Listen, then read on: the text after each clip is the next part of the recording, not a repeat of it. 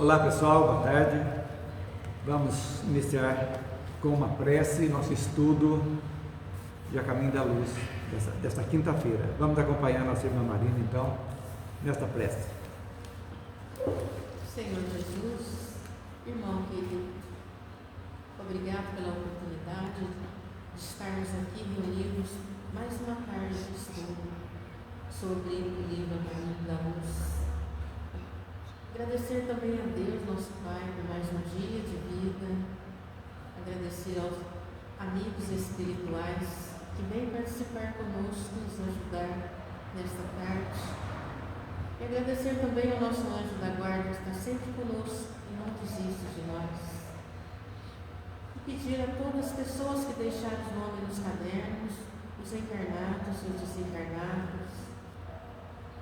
Também pedir a espiritualidade amiga que possa ir aos nossos lares, abraçar os nossos familiares que lá ficaram e abraçar todas as pessoas que estão assistindo mais esta palestra, mais esse estudo. E também, Senhor, pedir pelos irmãos que não puderam estar aqui conosco, que o Senhor possa nos proteger, nos fortalecer, nos dar força e coragem para seguirmos a nossa caminhada. O Senhor continue conosco, nos abençoando, nos fortalecendo, nos dando a paz e nos dando a luz, hoje, agora e sempre. Que assim seja. Graças a Deus. Pedir para o nosso Geraldo a porta.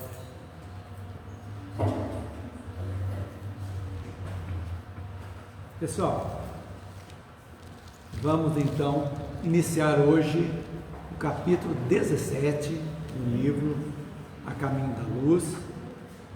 E iniciando, o que nós vamos estudar no capítulo 17? Fazer um apanhado geral para vocês. É a Idade Medieval. Vamos falar sobre a Idade Medieval. Vamos estudar os mensageiros de Jesus, o Império Bizantino, o Islamismo, as guerras do Islã, Carlos Magno, o feudalismo e também as razões do feudalismo. Acho que é o maior capítulo. É o maior. Então um pouquinho da história geral sobre a ótica espírita. Nós vamos estudar os porquês das coisas que aconteceram, que nós estudamos lá no ginásio, no colégio, para entender de uma forma espiritual a evolução do mundo. Esse é o nosso objetivo. Então, é muito interessante esse livro que nós estamos vendo, que é psicografado por Emmanuel, A Caminho da Luz, que conta a evolução do mundo sobre a ótica espírita e mostra para a gente que como as coisas que aconteceram, dado ao livre-arbítrio das pessoas, ainda muitas coisas acontecem hoje, que as pessoas não ainda entenderam a respeito da dinâmica da vida, das leis da existência humana, leis divinas, que são reguladas, independente de qualquer religião. São 3 leis básicas, cósmicas, que nós precisamos colocar, independente de você que está nos assistindo, que não é espírita, não tem problema, lembre-se disso. As leis são livre-arbítrio, a primeira, é a liberdade de escolha, que nem Deus, nem nenhuma força interfere. Nós somos donos das nossas escolhas. Mas ao mesmo tempo tem uma segunda lei fantástica, que podemos dizer que é uma lei de responsabilidade, chama-se lei de causa e efeito. Ou seja, tudo aquilo que nós pensamos, que nós falamos, que nós agimos, vai resultar um reflexo. Se você agiu negativamente, você prejudicou alguém ou se prejudicou, vamos ter um reflexo, que não é Deus que castiga, porque Deus não castiga e Deus também não perdoa, Ele nos dá a liberdade. E a terceira lei é a lei de reencarnação, ou seja, você escolheu, tem um reflexo, escolheu mal, tem um reflexo duro. Esse reflexo duro cria-se o que dizem o karma. Se as pessoas não entenderem isso aí, vão sofrer um ano, desencarnam, que é a terceira lei de reencarnação, voltam para reaprender. Essa é a dinâmica da vida. Todos nós estamos aqui para aprender ou reaprender, deixar hábitos nocivos para trás e evoluirmos. Então a salvação humana se resume na evolução espiritual. O que é evolução espiritual? É quando nós afastamos de nós as nossas deficiências morais, né, que vem conosco a nossa bagagem milenar, reencarnando, voltando, morrendo, reencarnando, e vamos chegando até hoje. Então, por que é interessante a gente ver isso?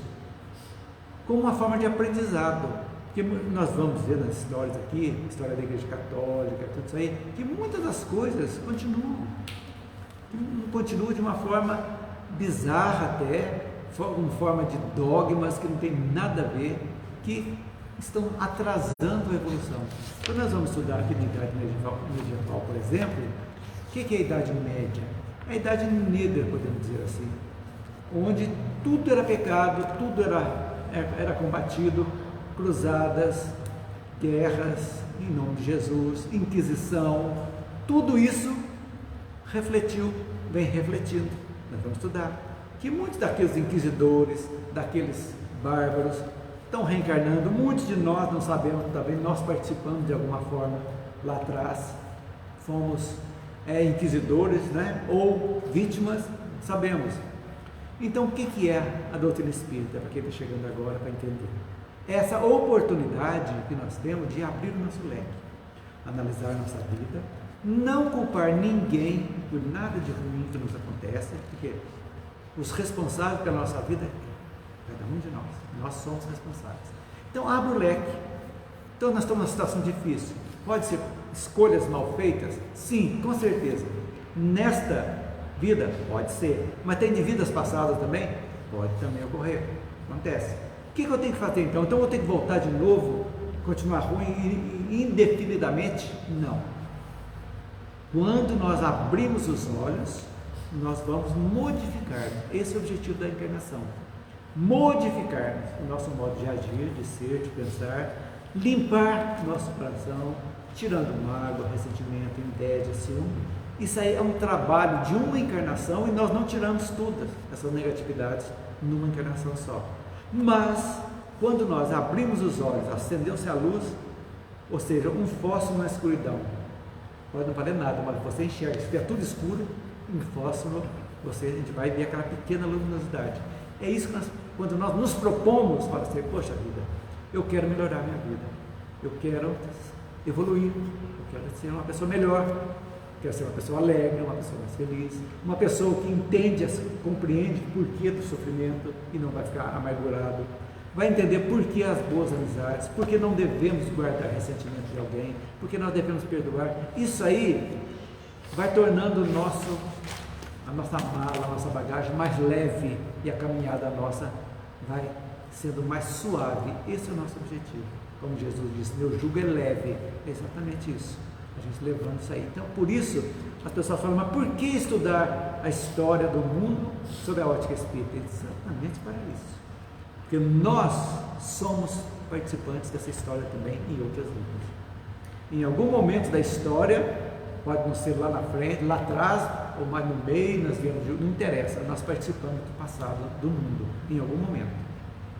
Fomos homem, mulher, fomos ricos, fomos pobres, fomos bonitos, fomos feios, gordo, magro, negro, branco, já fomos de tudo até chegarmos aqui. Então, esse despertamento é fundamental para que a gente possa viver bem. É por isso que a gente vai ter. Então, esse introito que eu estou dizendo é exatamente para as pessoas que não são espíritas, que não conhecem qual é o objetivo do estudo e que estão chegando na casa pela primeira vez. Isso é muito importante. Abrir o leque, tranquilo, ter a capacidade de não se prender aos dogmas religiosos, de qualquer que seja a religião, não. Mente aberta para assimilar o que chega. E aí, somos inteligentes, somos seres inteligentes, vamos analisar. Porque a doutrina espírita é baseada em 3 pilares: lógica, razão e bom senso. Tudo que foge disso, não é. Então tudo tem que ter lógica. Tem que falar assim, por que Deus não perdoa? Qual a lógica? Porque Deus é o Criador. Ele não se ofende, não vai perdoar. Quem ofende, ou somos ofendidos, somos nós. E entre nós que temos que resolver isso aqui, ele só olha, ele cria e vai. Quanto mais melhoramos, mais nos aproximamos da espiritualidade. Esse é o nosso objetivo. Ok? Então vamos iniciar o nosso estudo hoje do capítulo 17, a Idade Medieval. O primeiro tópico, os mensageiros de Jesus. Então, para a gente ter uma ideia, quando começou a Idade Média? Teve início na Europa com as invasões bárbaras, que nós vimos na semana passada no capítulo 16, quando os bárbaros germânicos, o que eram os bárbaros? Eram aqueles que não faziam parte do Império Romano, moravam fora do Império Romano, então era considerado bárbaros, porque não tinham os mesmos costumes. Então começaram o Império Romano do Ocidente e sofreram essas invasões bárbaras, né?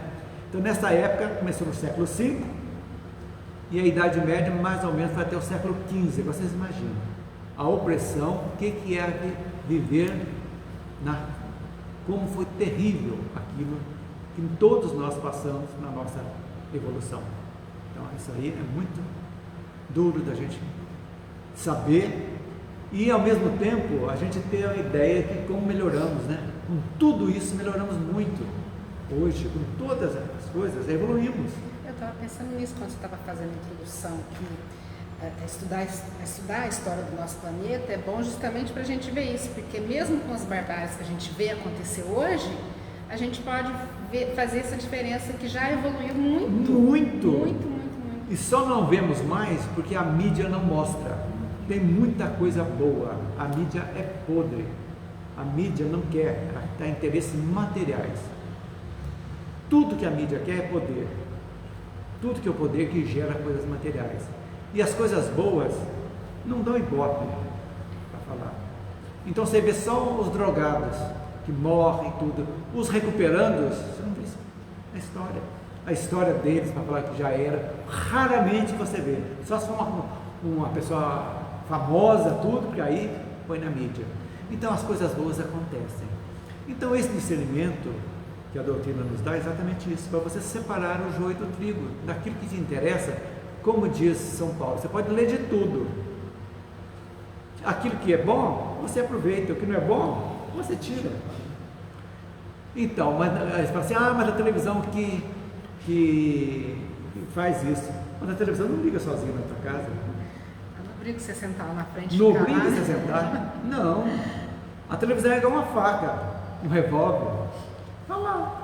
A faca está lá, você corta legumes, corta carne, mas serve para matar também. Então, ela é assim que é. A televisão está lá. Então, quando a gente entende isso e fala, o que me acrescenta de bom? É aquela história, né? Então, vou ter que viver escondido no convento e fugir do mundo? Não. Nós vamos viver no mundo. Nós só evoluímos convivendo. Relações interpessoais. É assim que a gente vai aprender a perdoar, aprender, né? Toda essa convivência, a tolerar, tudo isso aí. Então, é isso que precisa viver bem, mas escolher aquilo que acrescenta alguma coisa para nós. É aí que a gente vai evoluindo devagarzinho. Então, a partir do século V, XV, começou então o renascimento cultural na Europa. Aí nós vamos chegar lá também. Então vamos ler, começar então, quem eram os... O que Emmanuel fala para nós no livro? Vocês estão achando o livro? Acharam o livro Caminho da Luz? Ótimo. Então, capítulo 17. Então, eu vou resumir mais ou menos.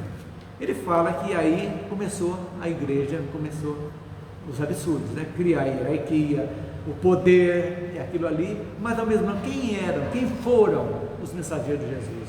Os humildes sacerdotes, os frades, que trabalhavam junto com o pobre, na miséria, que eram maltrapilhos, que estavam ali ajudando. Então esses realmente, como diz aqui, que a história não fala deles, assim, especificamente aquele não fala, que eram realmente, é isso que Emmanuel fala assim, em todo o século XVI, de conformidade com as deliberações efetuadas no plano invisível, aparecem grandes vultos de sabedoria e bondade, contrastando a vaidade orgulhosa dos bispos católicos. Então, essa parte da ralé, praticamente podemos dizer assim, aqueles humildes realmente, que eram tocados, que vinham com esse objetivo, Tem vamos ver aqui vários casos desse tipo, mas o mais tocante que a gente vê é Francisco de Assis, que peitou o Vaticano na época e conseguiu alguma coisa, né? Então o que os bispos, né, a pompa da igreja, né, em vez de se herdarem os tesouros de humildade, o valor do crucificado, reclamaram para si a vida suntuosa, as honrarias e as prerrogativas dos imperadores. Então tornaram-se reis. Ali tinham. E os absurdos, vocês viram a história, tem várias histórias. Teve até uma papisa que vestiu de homem. A história conta que passava-se por homem para ser papa, e foi. E assim, os títulos de papa eram um que dava rei, realmente brincaram com o cristianismo, que é aquilo que Jesus não criou uma religião, ele veio trazer para todo mundo. Ora, gente, gosto de falar tudo, não estamos criticando a Igreja Católica, quem quer que seja, ou qualquer outra religião. Estamos falando de história, daquilo que houve. A conclusão é de cada pessoa. Então, você que é católico, gosta fielmente, continue numa boa, seja um ótimo católico, um ótimo evangélico, tudo bem. Não estamos aqui fazendo proselitismo, ou seja, trazendo os outros na marra para a doutrina. Não. Estamos esclarecendo, mostrando. Pois não. Isso aí que você acabou de falar, Caio, que ninguém está falando nada contra a Igreja Católica, é só procurar a história da humanidade. Vai lá, tem filme americano. Tem. Exatamente. Fala da humanidade, disso aí, tudo que a gente está comentando aqui nesse livro. Exatamente. Então não é falar da Igreja Católica, é tudo embutido nisso. Exatamente. Na história da humanidade. Exatamente. Lá. É só procurar. Né? Exatamente. Tem filmes que falam disso. Muito. É verdade. É só procurar. Lembrando que vocês podem interromper com perguntas em qualquer momento, viu? Todo mundo aí está. É estudo, não é palestra, é estudo. Então, aqui a gente, esse intercâmbio é muito salutar, né? Então, os chefes eclesiásticos, guindados à mais alta preponderância política, não se lembravam da pobreza e da simplicidade apostólicas, nem das palavras do Messias, que afirmara não ser o seu reino ainda desse mundo. Exatamente, é isso que é interessante, né? Olha, gente, o poder do ser humano é impressionante. Dele poder, que o caráter é mostrado. Qualquer lugar, qualquer momento, deu poder. As pessoas se engrandecem. E aí, eu sempre comento com vocês aqui, já comentamos muito, né? Eu tenho pena desse pessoal que não sabe da lei de causa e efeito, não sabe do livre-arbítrio, que vai ter seu concorrente, que vai ter um reflexo, que vão ter que se ajustar, não para com Deus, mas para si próprio. Que tudo aquilo que você magoa, você machuca, você tem que reparar, você tem que se arrepender e com o sofrimento e reparar de alguma forma, só assim evoluindo. Então, a doutrina espírita mata, entre aspas, o céu e o inferno. O céu é inoperante e o inferno é eterno. Não existe isso. Porque senão Deus não seria o Criador. Por que vai criar alguém para dividir? Perguntas, quem criou o demônio então? Foi Deus? O Espírito? Mas e daí? Então tem duas divindades? Tem Deus e o demônio? Não existe. O Clédio, tem uma passagem no livro, de uma das falas diversas de Jesus com Pedro. E tá aquele povo ali, naquela anarquia, aquela coisa, e aí Pedro fala assim, mas Senhor, olha o que ele fez, ele foi mal educado com o Senhor, não sei o quê. Calma, eles viverão. Lógico. Quer dizer, o que fizeram, eles vão desencarnar e voltar. Mas é E vão lógico. ver o que é a lei de causa e efeito. Lógico. Jesus Agora, é o que eu isso. digo para vocês. Então, se a gente, todos nós sabemos quais são as nossas deficiências. Nosso íntimo, nosso porão mental, nós sabemos.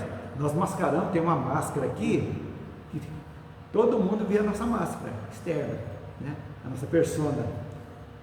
Mas, intimamente, todos nós temos as nossas angústias, temos as nossas deficiências, que precisam ser trabalhadas. Então, ninguém está pressionando, condenando, ninguém condena ninguém, nós não podemos condenar, porque nós também somos deficientes. Mas nós precisamos começar a compreensão, é que nos vai fazer a mudança. Devagarzinho, poxa vida, Se eu sou uma pessoa assim, que todo mundo, eu chego, todo mundo se espalha, não é todo mundo que está errado. O problema é meu.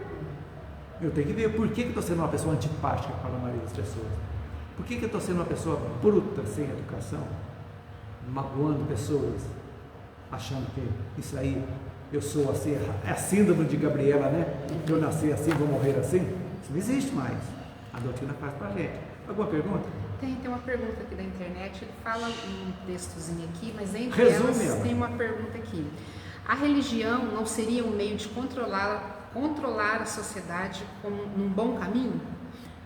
Pode ser no bom caminho, pode ser no mal também. Por quê? Porque se ela não deixa as pessoas pensarem, e só ela que é certa, está tolhendo a liberdade de pensar das pessoas. Então, quando você faz, você tem que fazer isso, senão Deus castiga, você tem que isso, você vai ser castigado se não fizer isso, está totalmente contra os desígnios do próprio Criador, que é amor puro, amor incondicional. Então, ele não vai, esse pecado que vai condenar eternamente, não existe. Sempre vai ter oportunidade. Então, a religião significa religar, o sentido de ligar ao Criador, à consciência divina. Isso que é importante. Para quê? Como nós somos pequenas moléculas dele, podemos dizer assim, pedacinhos dele, nossos espíritos, somos como fractais, podemos dizer assim, saindo de alguém, vindo. Nós também somos deuses também, pequenos deuses, co-criadores, somos co-criadores também. Então, a religião serve para isso, falar de tanto que Jesus não criou religião, ele não veio criar uma coisa hierarquizada, cheia de dogma, de rituais, não existiu isso aí, foi colocado. Então, esse é o objetivo, que nós possamos pensar, tirar as nossas conclusões, sabermos. Essas 3 leis bonitinhas, fazendo, perfeito. Vou fazer aos outros que eu gostaria que fosse feito para mim. Maravilha. É isso que nós vamos fazer. Se eu vou fazer algo para ela ou para você, vamos colocar no lugar. Se fosse para mim, eu gostaria. Agora, se eu fiz a coisa errada, eu tenho que redimir. Eliana, eu fui grosso, fui tudo, então me perdão, eu estou profundamente arrependido. Tranquilamente, o que eu posso fazer para acertar isso aí? É assim que deve funcionar no dia a dia. Então a religião não é isso aí. Religião mas não precisa ser religião. O Evangelho não fala que você tem que ir na igreja, você não tem não tem nada. É seguir o Evangelho, só isso. O Evangelho é o roteiro. Ensinamento de Jesus, né? Ensinamento de Jesus. Diga. Agora, nesse sentido de religar ao divino, etc. Então, tem muitas facetas. Então, há diversas religiões, tem textos diferentes, né? Tem recomendações diferentes. A religião, o religare católico é um, o religare islâmico é outro, que nós vamos estudar daqui a pouco. E tem várias religiões. Então não significa que toda religião seja boa ou seja ruim. Os aspectos de cada religião são aspectos diferentes. E aí tem um problema muito sério também, que até pouco tempo, não sei se foi retirado. A igreja tinha um postulado, um dogma que dizia, fora da igreja não há salvação. Exatamente. Quer dizer, os outros não são filhos de Deus, então, né? Chico Xavier falou sobre isso. Se Jesus tivesse dito que só a igreja é salvação, eu caía fora do espiritismo. Chico Xavier falou Se o espiritismo exatamente. Se o espiritismo falasse que só fora do espiritismo não há salvação, ele saía do espiritismo. Mas é lógico. Porque não é Então a gente tem que abrir o leque. O espiritismo é o progressismo, é nada. Não. Então é isso que a gente tem que entender. E não é só religião, é filosofia também. Então, a filosofia espírita está no Livro dos Espíritos. São perguntas e respostas. Isso é muito importante para a gente saber. Né? São 1019, algumas traduções 1019, outras 1018, perguntas e respostas. Então, toda a filosofia espírita está ali. E vai abranger tudo que a gente tem de dificuldade, as respostas estarão lá. Então, é isso que a gente tem que entender. Então, voltando ao nosso...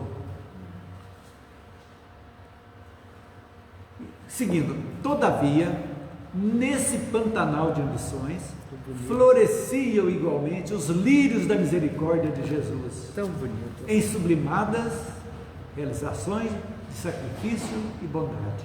Quer dizer, nunca Jesus nos abandonou. Nunca. Tempos em tempos, sempre, cada geração, tem alguém, um espírito que chega e vai trazer coisas novas, coisas boas, dá um alento nos momentos difíceis e a gente vai seguindo. Então agora eu vou fazer um pequeno resumo para a gente ver, para a gente entender isso aqui.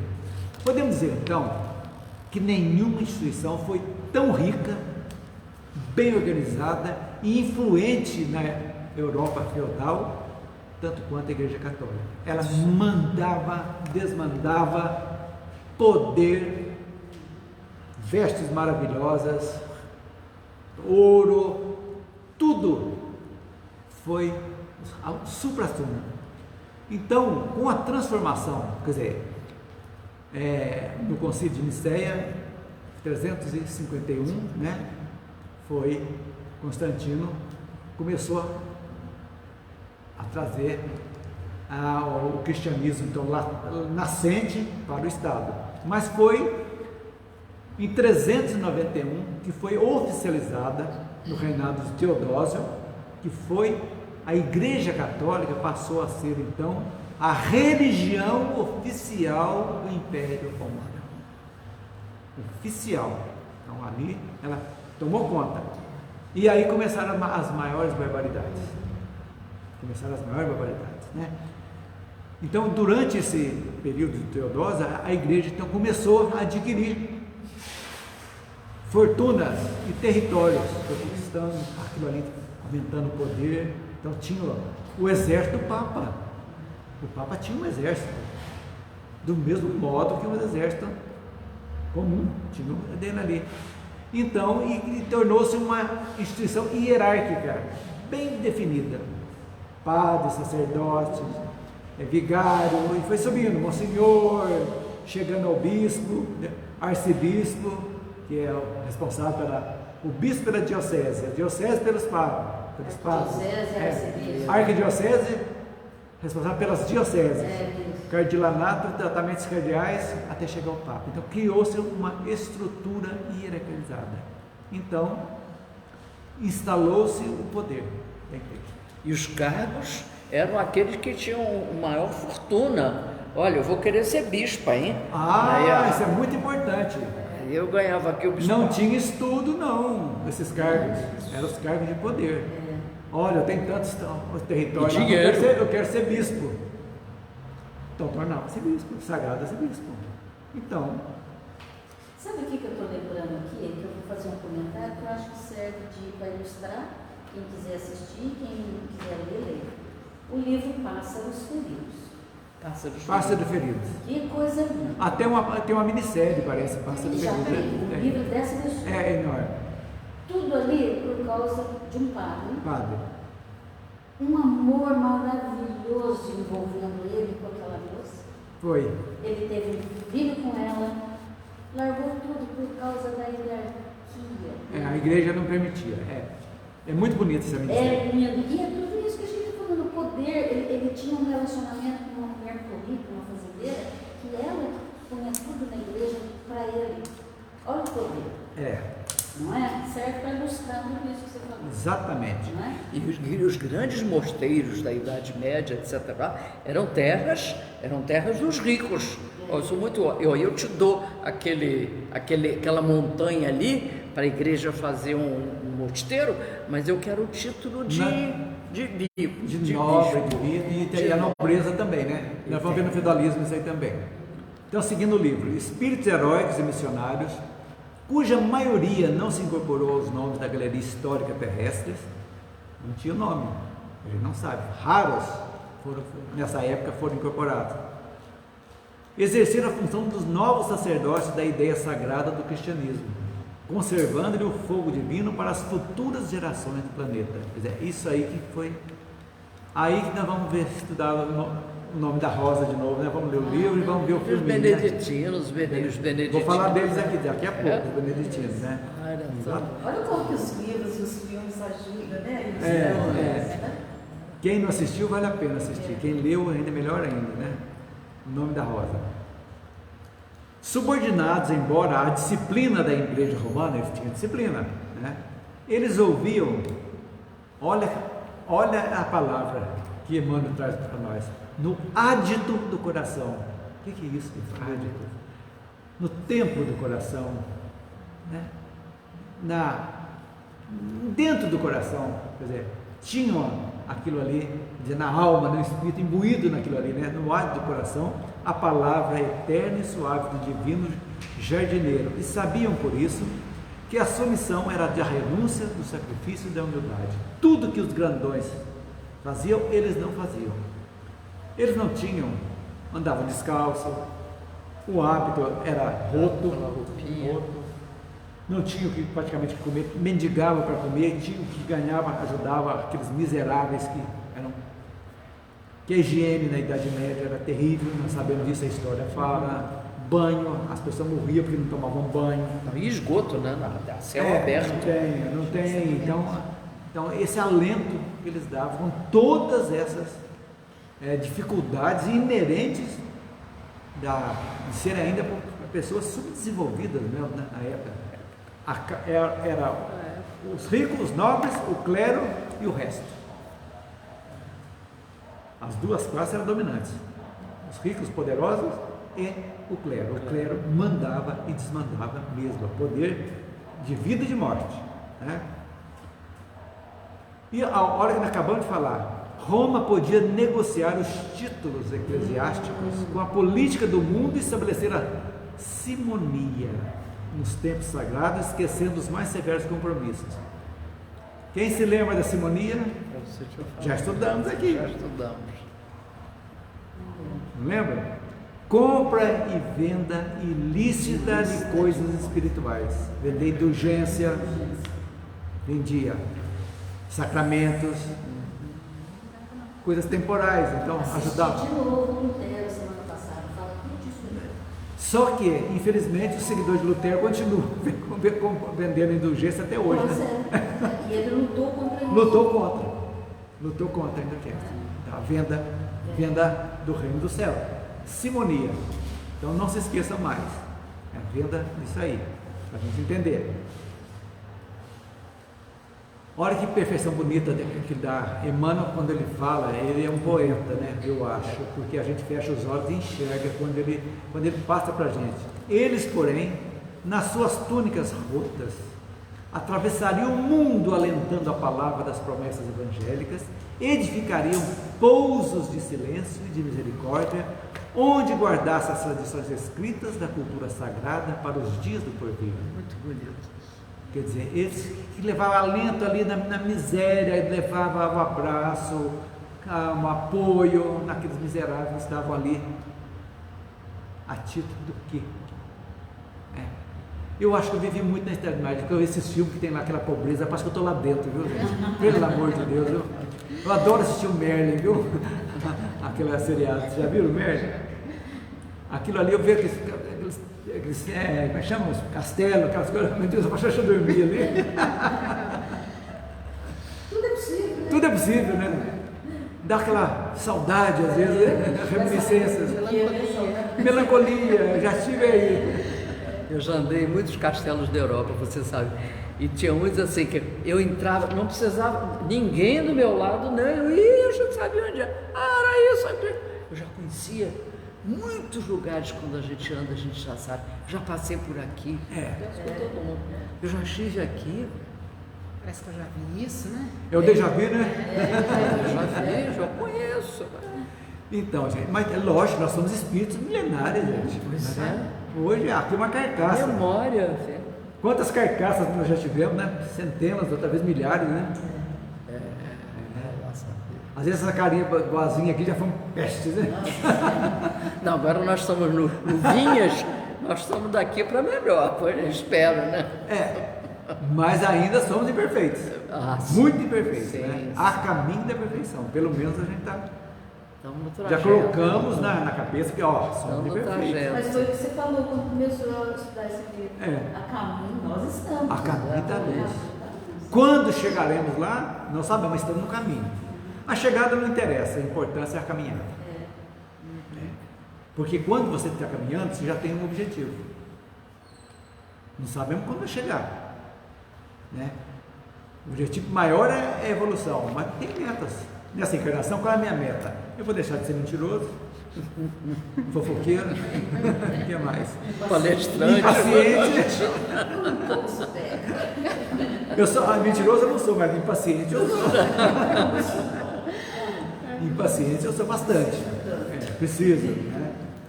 E essa caminhada, então a minha meta é essa. Tá bom, porque tudo você não vai conseguir, né? Nascer as asinhas aqui atrás é difícil, tudo de uma vez, numa só, né? Nem a gente precisa. É difícil. Mas, ao mesmo tempo, a gente, não sei se acontece com vocês, mas com o tempo a gente vai se espiritualizando. Elisângela faz 5 anos já está aqui, né?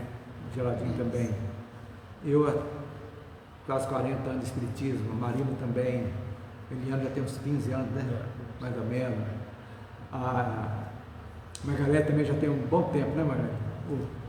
O teu menininho era um garotinho, né, Marina? E agora já está um moção, né? O menininho era um menininho. Mariana também já tem. Um ano e meio. Então, mas no espiritismo já tem bastante Ah, tempo. já tem 16 anos. Então a gente vai aprendendo a dar valor em pequenas coisas, agradecendo a pequenas coisas, pequenas conquistas. Então, aquele hábito gostoso que tem, eu que tenho uma mania de caminhar toda manhã, né? É arraigado em mim, se eu não caminhar, está faltando alguma coisa. É aquele momento que você olha sozinho e você começa a agradecer, olhar e agradecer a beleza de certas coisas mínimas.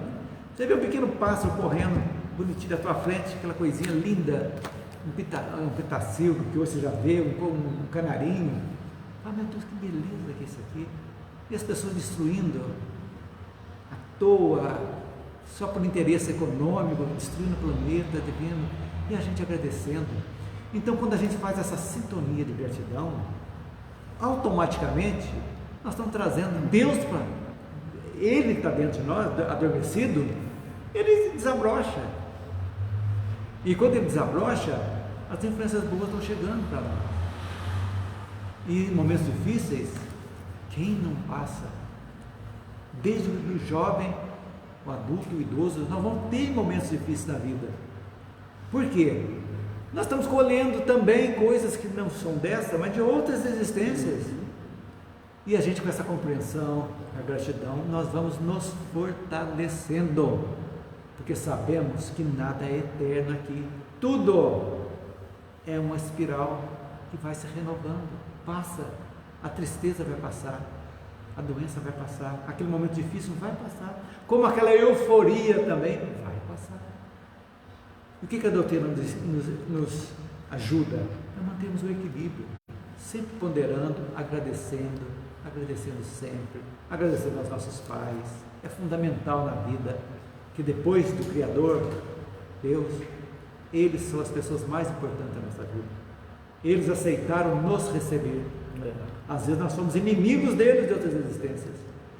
E eles, lá no mundo espiritual, não, eu vou receber a pestinha assim para melhorar ele. Vou receber sim, e vamos. Como também aquele que vai reencarnar, o pai, esse aí que me matou vai ser meu pai, vai ser minha mãe. Pai, você vai ter que aprender a amar, certinho. Vem, esquece tudo, vem as diferenças, e a gente vai levando. Abençoado esquecimento. Abençoado. Então tudo isso aí vai passando e a gente vai criando mais e mais prazer em viver. Tanto a gente já está chegando no final da caminhada, né? Agora você não tem a idade, agora não é 60, 70 mais, agora eu tenho 10 anos, vamos ver assim. Eu tenho que considerar 70, tem 10. Um grande escritor falou isso, né? Ele já tinha 75, morreu com 85, então eu estou na gorjeta já, né? Então 10, 15 anos. Então vamos aproveitar o máximo possível esses momentos finais. E quem está no início agora, ótimo, tem tudo para frente para chegar aquela maravilha bem lá, olhar para trás e falar, poxa vida, eu venci. Vencer o quê? Eu me venci, ou seja, venci as minhas deficiências. Esse é o nosso objetivo. Certinho? Vamos falar agora do último de hoje que nós vamos ver. Acho que dá para começar depois. Desses exércitos de abnegados que se organizaram com Jesus e por Jesus no seio da igreja, somos elevados a destacar os missionários beneditinos, falamos agora há pouco, vamos falar dele aqui, cujo esforço amoroso e paciente conduziu grande número de coletividades dos povos considerados bárbaros, principalmente os germanos, para o seio generoso das ideias do cristianismo. Então, as ordens monásticas, dentre elas os beneditinos, para a gente entender, possuíam, na época, um papel civilizatório, podemos dizer assim, e moralizador, naquela época. São Bento, então, foi o fundador da ordem dos beneditinos, da primeira ordem, tinha consciência desse papel, ele tinha, empenhou-se na sua regra, a regra de São Bento. Nós vamos ver aqui, muito interessante isso aqui, gente. Serve, olha para vocês verem, para a gente comparar a Igreja Católica, lá em cima o topo, e ver o que esses lá embaixo estavam fazendo de acordo com os ensinamentos de Jesus. Olha que interessante. Empenhou-se em sua regra na formulação de tarefas, tanto da ordem espiritual quanto da ordem laboral, ou seja, relativa ao trabalho dentro da abadia de Monte Cassino, na Itália, a oeste da cidade de Nápoles, onde se radicou como monge, lá, Monte Cassino. Os tópicos das regras de São Bento versavam, olha que interessante, desde a importância do silêncio, dos momentos, meditação, olha aí, falar da oração, da humildade, do papel do abade, dos freis lá, dos monges, das vigílias e até dos fatores corriqueiros, como de como deveriam ser guardadas e usadas as ferramentas dentro do mosteiro, na cozinha, no celeiro. Organizou-se tudo isso aqui com ordem. O que é da cozinha, o que é do celeiro, os víveres, como que vai ser a distribuição disso aí. Então, essa regra abarcava toda a vida cotidiana deles. Eles tinham um momento de silêncio, um momento de meditação, um momento da oração, da vigília, a oração é muito importante. E infelizmente nós banalizamos a oração, a maioria. Que a oração hoje é uma oração decorada, que conta-se número e não sentimento. É muito petitório, né? Petitório. Você não vê gratidão nenhuma pedindo, não. Nós não precisamos pedir, gente. Vamos agradecer. Oração tem que ser uma coisa espontânea, aquele momento de você conversar com Deus. E separar no dia da gente um momentinho para aquilo. Por exemplo, eu uso a caminhada, tanto eu caminho sozinho, eu caminho para um lado, minha mulher vai para o outro. Mas é bom, porque ela tem que ter um momento dela também. Eu tenho um momento, uma hora que eu fico ali. Isso aí de meditação, de você entrar em paz, você orar, agradecer, conversar com Deus, conversar com Ele. Obrigado. Ou passar os objetivos para Ele. O meu objetivo é esse. É assim, o objetivo é me ajude nesse momento difícil, que está difícil de eu conseguir dominar a minha intolerância às vezes. Nesse momento você pede ajuda. E lá no Evangelho Jesus disse: ajuda-te que o céu te ajudará. Eu quero na ajuda, mas eu quero também ser influenciado, para nos momentos de intolerância chega um freio para mim e fala: opa, calma, pare, pense. É assim a gente vai nos remoldando, porque a forma que nós temos é o atavismo hereditário que eu falo, que vem de longe, os costumes. Eu faço isso que meu bisavô fazia, meu avô fazia, eu estou fazendo. Mas por que você faz? Não sei e não quero mudar, porque é assim que faz. Mas as nossas reencarnações. Além das reencarnações, temos atavismos dos costumes, de familiares que traziam essas negatividades para nós. Que nós precisamos romper o laço. Tem que romper. Por quê?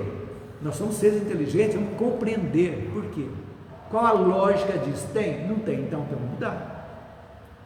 É aí que rompe-se os atavismos e começa uma nova história, uma história aberta, a gente abrir para o mundo, para a vida. Isso aí. Então é isso que a gente tem que entender. Nós entendermos isso. da vida. Então, esses mensageiros sempre existiram. Quais são os mensageiros que vieram do século XX para nós? Os grandes médiuns, que vieram trazer a mensagem, né? Kardec começou no final do século XIX com o Livro dos Espíritos, né? Em abril de 57, 1857, e veio despertando o Espiritismo, vindo da França para o Brasil, grandes médios, na Inglaterra também grandes médios, que ajudaram muito no início da doutrina espírita, para a gente entender. Então, o alento, você pega uns livros de André Luiz, por exemplo, a coleção de André Luiz, mostra a vida, o mundo espiritual, como que é lá. A gente tem a ideia do inferno. Ele vai mostrar que existe um umbral? Existe sim, mas também é passageiro. Pode demorar um pouco, de acordo com o tempo. O tempo aqui é um tempo, o espaço é outro. Mas até o momento que você acorde e peça ajuda, a ajuda vai chegar. E assim nós vamos chegando. Vamos levando. Então, abre o nosso leque, é muito importante. Vamos iniciar agora. Vai dar tempo, uns minutinhos. Vamos falar agora sobre o Império Bizantino, para a gente entender. Então, depois da morte de Teodósio, né? O que aconteceu? Ele tinha 2 filhos. Então dividiu-se o Império do Oriente e do Ocidente. Roma, capital do Império do Ocidente. Constantinopla, do Império do Oriente, né? Então, os filhos deles eram Honório e Arcádio. Então, com o assalto dos Érulos, quem foram os Érulos? Povo germânico, bárbaro, que invadiu Roma no século III, né? Para a gente entender. Em 476, então, já vimos, desaparece o Império Ocidental, o Império Oriental. Então, aí bagunçou tudo, né? O reino, em 493, foi invadido, né? Os ostrogodos, né? Criaram, lá em 493, quem eram eles? O Estado germânico fundado pelos ostrogodos, que ocuparam a Península Itálica e áreas vizinhas de 493 a 552. Tendo a cidade de Ravenna por capital. Quer dizer, foram várias invasões no Império Romano, né? Então, Constantinopla, que hoje é Istambul, e quem conhece diz que é maravilhosa a cidade. Eu vejo maravilhosa. Eu vejo muitas séries turcas, né? Na Netflix tem muitas que são gravadas em Istambul.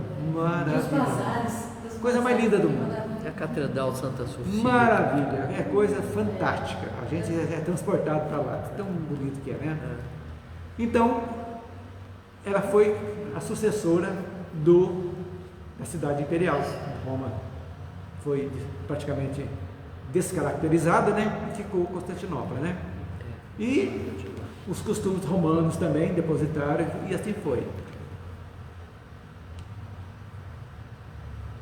Então, foi essa briga de Justiniano, tudo, vamos seguir. Então, a gente vai seguindo, força oculta, resistência, Império Bizantino, do César, vai cair em 1453. Foi que realmente o sultão Maomé II tomou conta de Constantinopla. Caiu de vez e acabou Constantinopla mesmo, né? Então, vamos fazer um resumo agora, falei por alto, para a gente entender, florear mais um pouquinho, para ficar mais palatável o que é esse Império Bizantino. Então, o Império Bizantino, resumindo, nasceu da divisão, então, do Império Romano, em 395, do Império Oriente, e ele foi capital Constantinopla. E o Império Romano, do Ocidente, que a capital, na realidade, foi em Milão, porque Roma já estava tomada pelos bárbaros, né? A cidade de Constantinopla, antes, como que chamava? Vocês lembram? Quem estudou história lembra? Chamava-se Bizâncio. Bizâncio. Antes, havia sido rebatizada pelo imperador Constantino em 330, atualmente Istambul, né?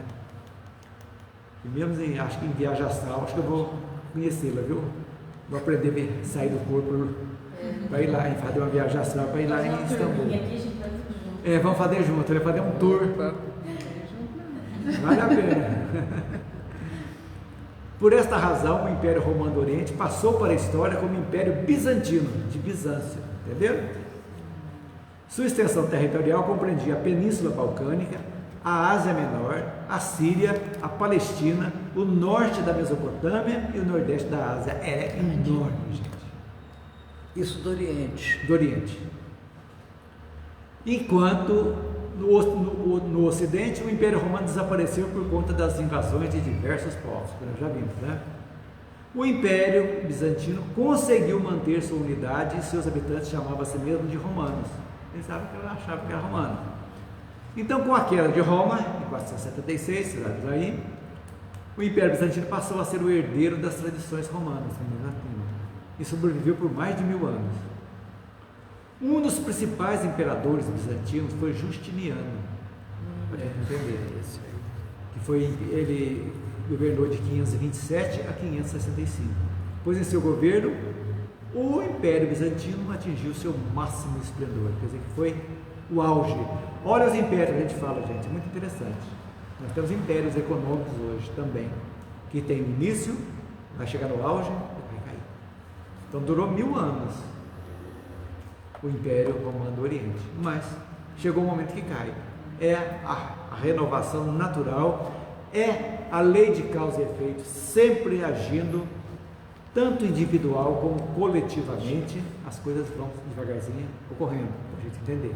Quem que era Justiniano?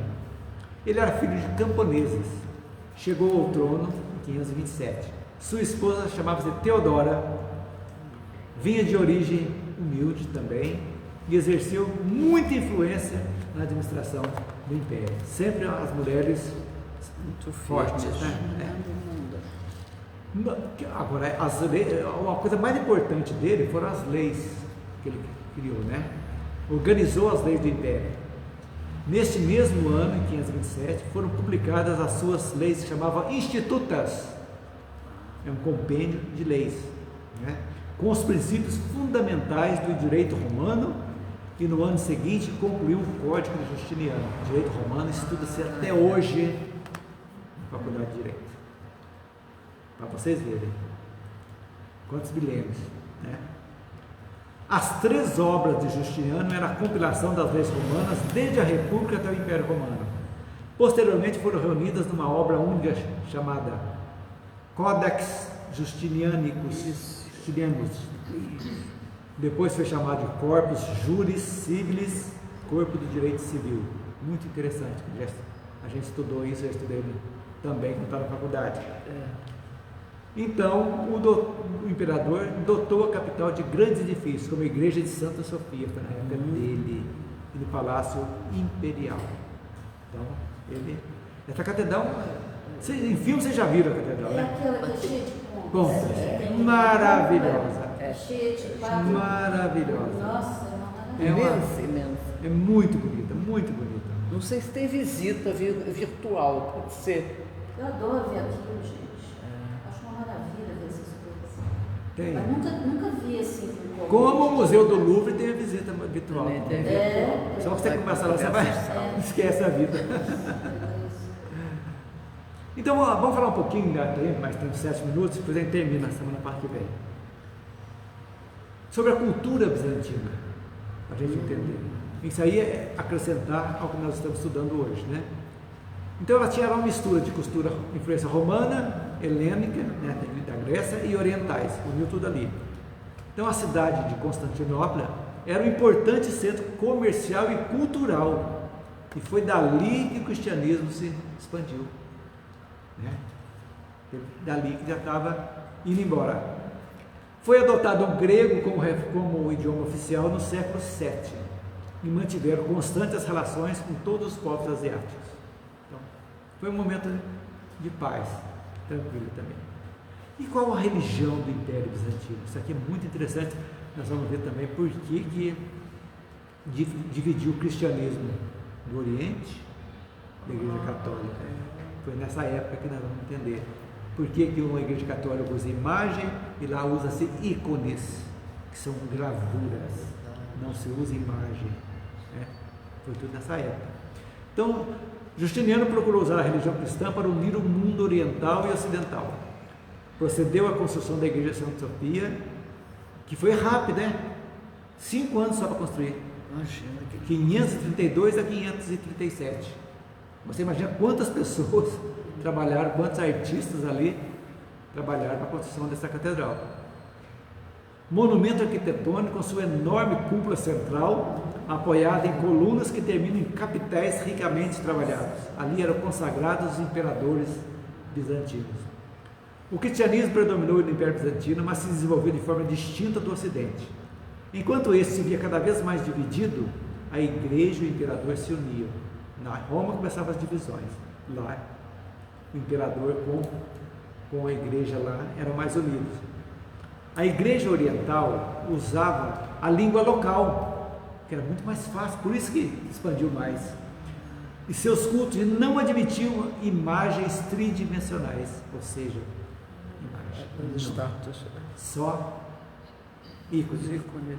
Já a igreja do Ocidente não reconhecia o imperador como chefe e empregava o latim em suas cerimônias e veneravam esculturas. Aí começou a grande diferença. Para os bizantinos, as imagens denominadas ícones deveriam ser bidimensionais, ou seja, só o quadro, pinturas, etc., e não tridimensionais.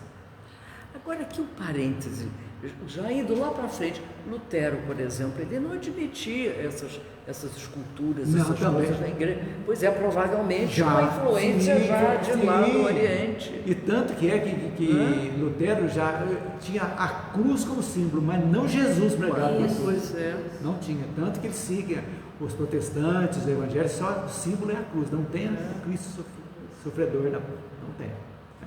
Interessante. As diferenças culturais entre o Oriente e o Ocidente e as disputas pelo poder entre o Papa e o Imperador, quer dizer, o Papa de Roma já brigando com o Imperador de lá, culminaram na divisão da Igreja.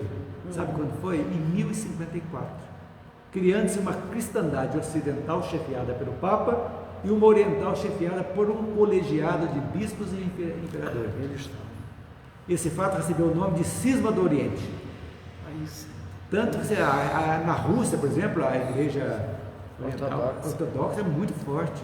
E exatamente os rituais sempre foi originários de lá, originários, né? desde aquele tempo.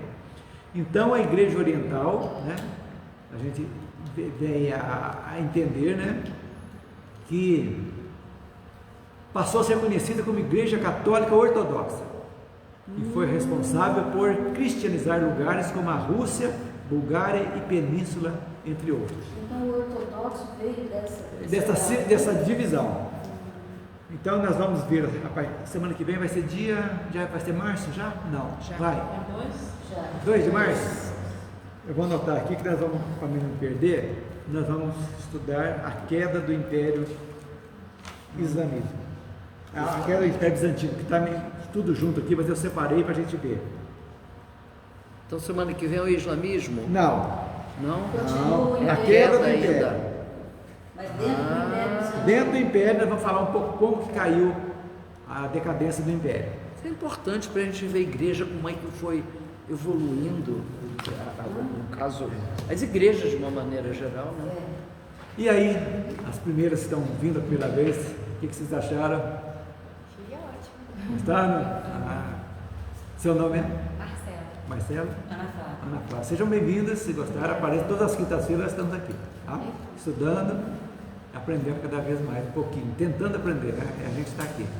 E é muito gostoso porque o estudo, eu acho mais produtivo, né? Porque a palestra fica falando, pessoal.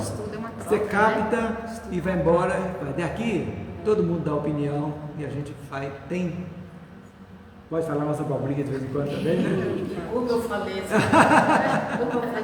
Mas é bom pra gente. É aquilo que eu falei, eu não me envergonho de falar coisa errada. Mas não, vamos falar o seguinte. Não. Mas é uma abobrinha bem temperada, com sua bem feita. Não é crua. Não é crua, não é amarga, não é murcha, não é bem cedinha. É isso aí. Então, gente, vamos encerrar então. Faz para nós o encerramento. Vamos fechar os nossos olhos e agradecer a Deus pela oportunidade de estar aqui hoje. Agradecer a espiritualidade que preparou para a gente esta casa, este ambiente. A espiritualidade que está fluidificando a água que vamos beber aqui, que você vai beber em sua casa. Vamos agradecer a Deus por tudo que temos, pela nossa casa, pela nossa família, pelo nosso corpo perfeito. Agradecer a Deus por essa encarnação que estamos vivendo, que com certeza deve ser uma das melhores que já tivemos. Vamos agradecer por tudo em nossa volta, pelas coisas boas, pelas coisas não tão boas, mas que tudo é da vontade do Pai. Vamos pedir apenas que a espiritualidade nos dê muita luz e que nós possamos sempre estar conectados com ela, para que nós possamos melhorar cada vez mais, evoluir cada vez mais e seguir tudo aquilo que o Pai deseja de nós. Obrigada, Senhor Deus. Que assim seja. E assim seja. Uma boa tarde a todos, então. Muito obrigada.